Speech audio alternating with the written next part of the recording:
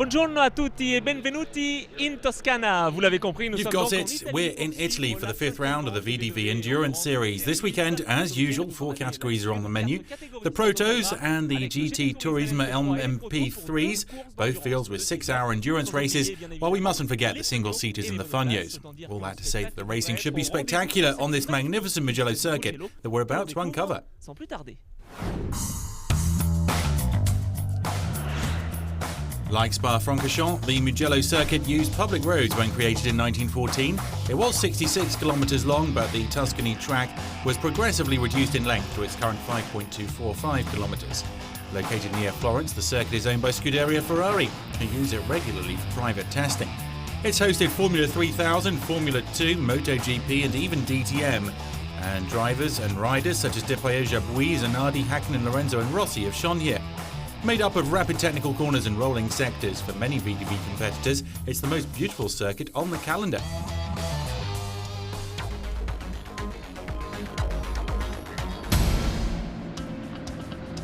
There are only 2 more single-seater events left as the drivers try to succeed Swiss David Dreux as champion. 6 races to separate Alex Peroni, Gilles Heriot, Erwin Creed and Alexis Tjuklin. But this weekend at the Autodromo Internazionale del Mugello, all would have to look out for Dreux. The outgoing champion is back, just as he was at Paul Ricard. The Swiss starts only 6th in the first race, while pole sitter Alexander James Peroni gets the best start in front of Gregoire Saucy and Dutchman Rinus van Kamthout, a new arrival at the MP Motorsport team competing for the first time in single-seaters. Out in front, Peroni is hammering out quite a pace and rapidly builds an advantage from Van Kamthout and David Dreux, who made an excellent start. Behind, Alexis Tjuklin climbs little by little through the peloton after having difficulties off the start. 6th at the end of the first lap, the Ukrainian overtakes in turn Thomas Neubauer and Gregoire Saucy to move 4th behind Dreux. After the summer break, Alex Peroni continues his great season, scoring his 7th win, this a home event for his team TS Corse. The Italo-Australian leads from start to finish and ends 3 seconds clear of Rinus van Kamthout. He is prepared for the 2017 season. Dreux is 3rd in front of Tjuklin and Saucy. The following day, the Swiss Gregoire Saucy starts on pole in front of Van Kamthout and Alexis Tjuklin. After a great start, the Ukrainian is right up young Gregoire Saucy's exhaust. The MP Motorsport driver even takes the lead soon after, following a great wheel-to-wheel battle with the GSK Grand Prix driver.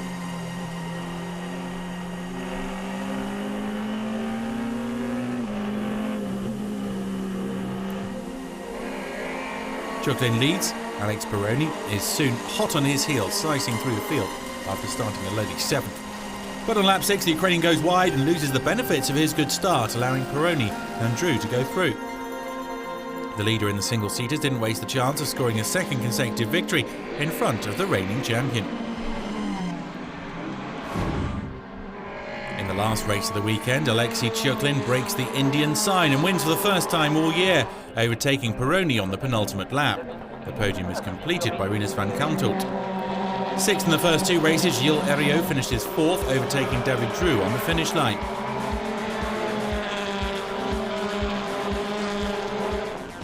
Before going to Magny-Cours, Alexander Peroni is the championship leader. With more than 110 points more than the Formula Motorsport driver Gilles Heriot, Peroni is getting closer to the 2016 title. Ils veulent avoir l'hymne australien.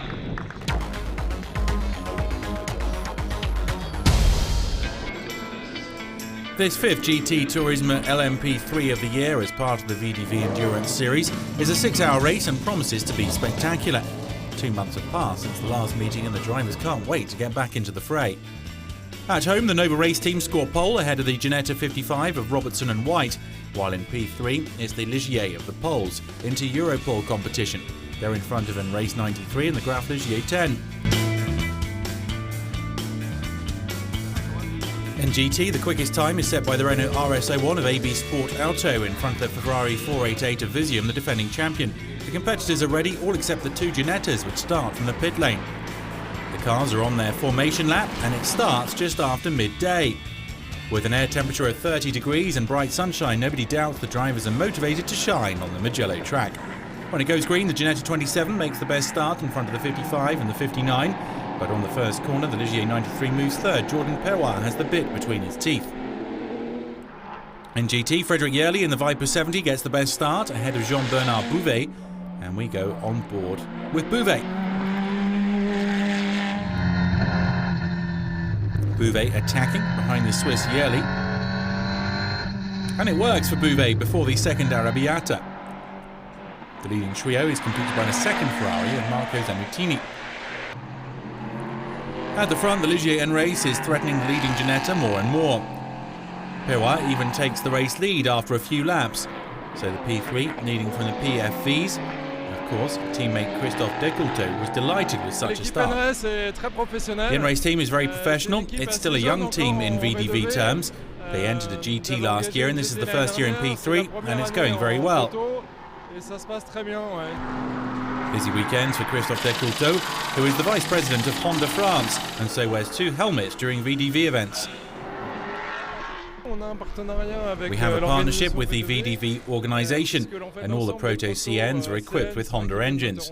Honda is visible here, and we have the chance to invite our dealers and our clients to these French meetings. Behind everything and overriding everything is the passion.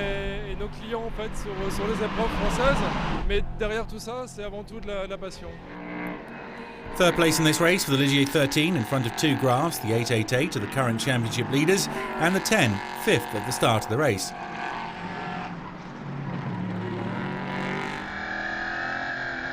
Here's Sergio Pazian dealing with traffic. After an hour, the Ferrari number 1 is starting to build a lead in GT over the Viper 70 of the AND team. Third for the Renault RS01 45 of the pole men, ahead of the second AB Sport Auto, the 11 driven by Eric van der Wever. After starting in pit lane, Lawrence Tomlinson is flying through the field. The Ginetta boss, accompanied this weekend by the young and promising Jordan Sanders, as well as the 2015 ELMS champion John Lancaster, is now third and extra motivated. Just like the Nova Race team, currently second, Elisa Maioli, the team manager, can only be delighted. We're very happy to be hosting the VDV, and the Italian drivers just love Mugello. Managing a result here would be great. Back to the track and on board with the Ligier 10. Drama as the 93 slows down on the right of shot. The engine is gone, and it's an abandonment for the N-Race 93.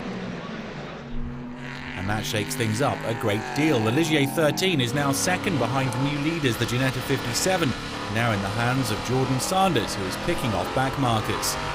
Leaders in GTV2, the Porsche RMS of the Malagol Bachelier Blanc trio gives it everything. Despite the heat, the Italo-American Howard Blanc is all smiles after a solid stint. It's a very good team. They are very professional people, and that goes for my teammates too.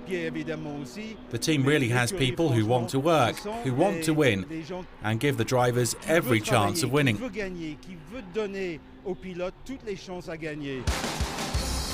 A second wave of pit stops, an important phase of the race where the win can be decided. The GT drivers stop. The Ferrari Visium is still leading from the Viper 70 and the Ferrari 51, but watch out for the Renault 45 just behind them. We caught up with Maxime Jus of AB Sport Auto in the pits. I've been in the VDV for 4 years now, and I learned a lot at the start beginning in GT. Nowadays, I'm still able to figure in the leading positions from time to time. All of that is great, and I'd love to turn pro one day. If everything's going well there, nothing's going right at AF Corse. Third in the category, the Ferrari of Cordoni, Zanutini and Montemini has a shock absorber problem. The Italians won't be winning at home. In the P3 PFVs, Remy Degoufoy is clocking encouraging times in the Ginetta 50. The car is in the top 6 and second in PFV. Now third, the Ginetta 59 is leading in PFV following the abandonment of the 57 with mechanical problems. An excellent second for the Spaniards of B Motorsport 14, who are progressing in VDV. Now, the overall leaders, the 13, put in their last stop. Martin Hipper takes over from teammate Jakub Sunichowski. The Polish team calmly heading for victory. In a race with so much movement and on a track suited to the Ligiers, the Inter-Europol competition team avoids the pitfalls to manage a first win overall, a success that places the Polish-Germanic duo into the P3 championship lead. We did the strategy the only way we could, actually, but With 3 drivers it would be more perfect, with 3 times double stint, but we couldn't find a third driver that was as quick as we are, so no other way. NGT, a 4th win for the Visium team, the defending champions Pani, Perrier and Bouvet. We won, but it was tight. It's great. I think it was an entertaining race as we fought it out with the Renaults. The cars were close together, and frankly, it was great. The team have supplied us with a brilliant car. I'd like to thank them, because without them, we're nothing.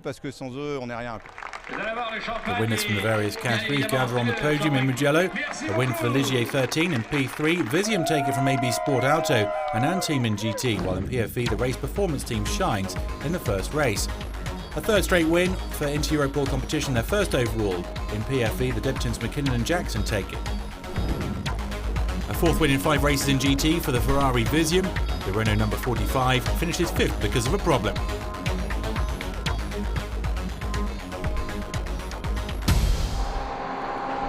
We start the Funyo highlights with the traditional on-board lap of the circuit, 5.245 kilometres in the company of Raymond Rouillet in his SPO5, a 250 horsepower Peugeot engine. Here we are on board the Funyo SPO5 24 of HMC Racing on the big start straight at Mugello. We get to the end of the straight at about 245 kilometres an hour, he says, and we get on the brakes between 80 and 100 metres out in order to be able to get through the first turn. The corner climbs and is pretty easy to take. And then we get into our first left-right, and you mustn't get too much into the left as the right follows it up. We get back on the gas on the exit and move towards our second left-right, which is a bit more open than the first and where we want to keep some speed. Then we get into a section which demands some heart. We come into a right, going downhill. Once into it, it is pedal to the metal. And we go into the left, flat out, before coming into the 2 Arrabbiatas. These are 2 rights which we approach at about 200 kilometers per hour with a lot of G-force.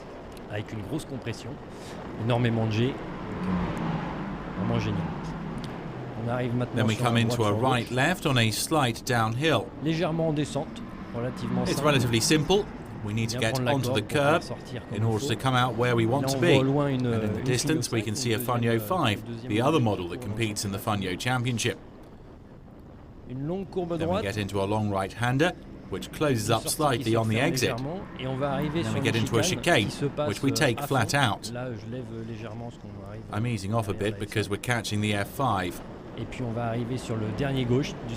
then we get into the last left-hander on the circuit, a long downhill turn, and you need to get on the gas very early in order to reach top speed at the end of the straight. And here's the long Mugello straight, downhill all the way, with the mountains in the background. It's magnificent.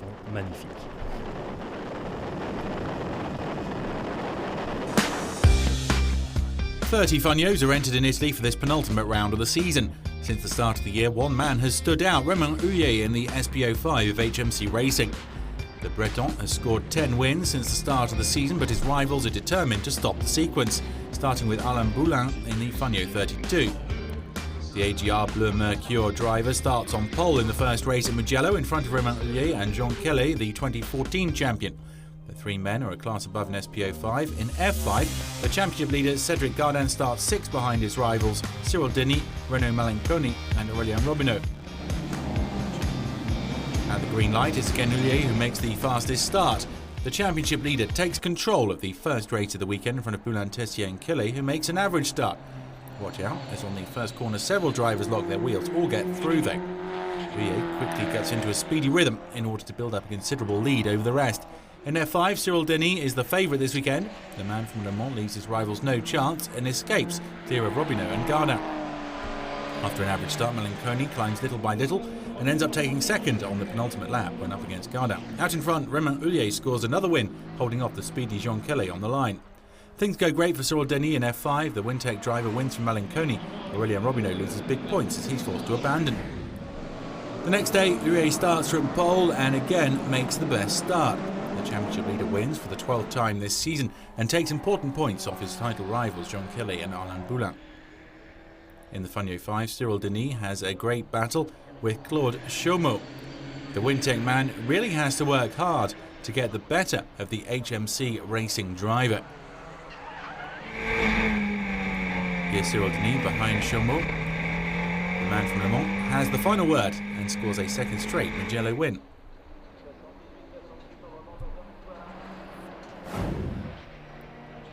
In the last race of the weekend, Jean Kelly pulls off an incredible feat by beating Romain Rouillet.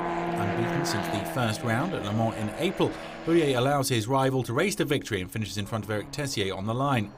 The Pro Motorsport driver can celebrate his third win of the year, his first since Barcelona. Sixth in the race, Cyril Denis makes it a Funyo 5 hat-trick. He's now making leaps and bounds towards his title rival, SPD driver Cedric Gardin and Team V USA man Renaud Malinconi. Rouillet consolidates his lead in the SPO5 Championship ahead of Kelly and Boulin before going to Manicourt for the grand finale.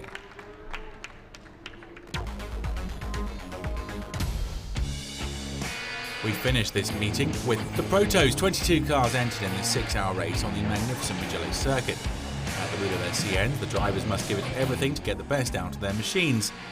At the end of the qualifying session, the DB Autosport team collects a third pole of the season in front of the Norma 2 of TFT and the 40 of Palmia. Fourth for the second Norma engaged of Daniel Bassora in front of another TFT, one which Vincent Capulet will be driving. TFT take the honours in prestige as the 6 is on pole.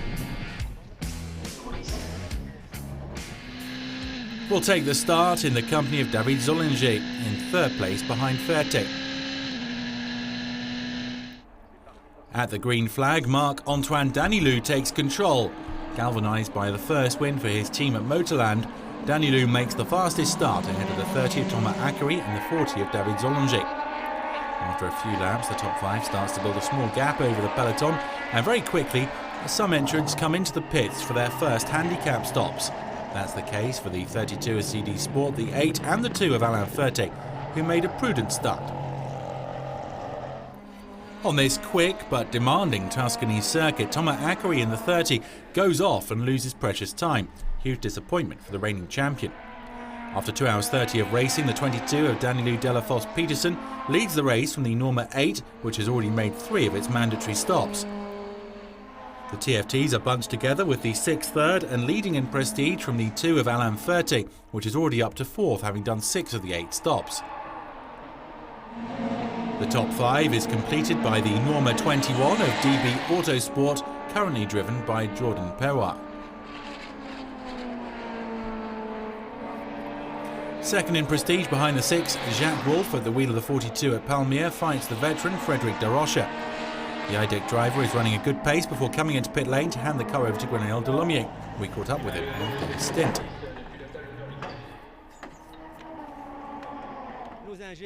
Our engineers and Jean-Noël have put together a well-balanced car that's not too tiring to drive. I had a great time and I saw that my clockings weren't too bad. As not many cars were overtaking me, I said to myself that it was going well. And now for the team, it's time to hand over to the youngsters to finish it off. I've done my job. Further down in the field, the Ligier 85 of Graf didn't have an easy start to the race. A small mistake committed by Adrien Trouillet didn't spoil the team's fun though. The VDV allows us to do great things on beautiful circuits.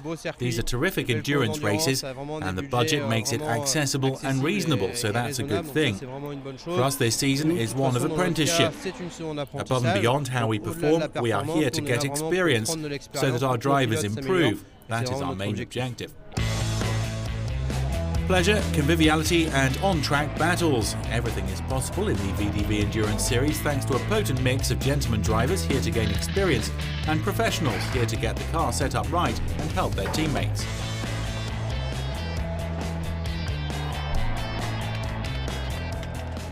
I send them prep before every meeting and they often have questions for me. We speak about their objectives, things they need to work on and specific corners. We do it quite regularly between meetings and when we hear a course and we look at the footage and the data. We use everything, there's data of course, and sometimes we go trackside with them, show them around to help with visualization. The goal is that we share our passion. We have a lot of activities away from the racing. We go skiing in the winter and out on boats and other things. There's a professional side to it and also the friendly side to it, as we're all friends now. There's great spirit within our team and it's pure pleasure. Just 1 hour left in the race and the Norma 2 is now leading. After taking over from Filippo Liano, Ando Villarino leads Jens Pettersson in the 22 and Andrea Dromedari in the 8, while the 40 of Fabian Tuna is 4th. The Swiss is stuck in traffic and needs to find a way past the back markers. In the prestige category, the Ligier 15 of IDEX Sport Racing is now leading from the 2 TFTs, the 5 of Morales Rion Simadomo and the 6. 20 minutes from the end, the 2 has a few problems and relinquishes the lead to the 22. Then it's the 40 of Fabian Tuna who is attacking hard. Inside the last 2 minutes, and huge drama. It was written that this would be eventful, full of twists and turns. Tuna is stuck behind the 22, which has electrical problems. The Palmyre driver, second and a lap down on the 22, asks for explanations from the team, which doesn't dare authorise him to overtake. Tuna isn't perturbed. The Swiss takes over first place and finishes off the last lap at the front, winning, giving his team an unexpected success. Lead is for 117 of the laps. DB Autosport are disgusted. The disappointment contrasting with the joy at Palmyre, who win in VDV after a 3-year drought. We're going to remember this one because we've been waiting for it for such a long time. Our luck has been out. I didn't understand. I was told to stay behind, but I needed to overtake. Nobody knew if they were out of fuel or not. We had a bit of luck there, but we had a great car and our pit stops were excellent. It's terrific. The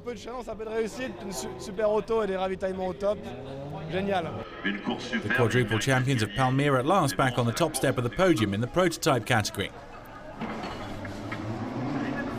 After TFT, CD Sport and DB Autosport, now it's Palmyre's turn. In prestige, a solid display from the 15 of IDEX Sport Racing, who win.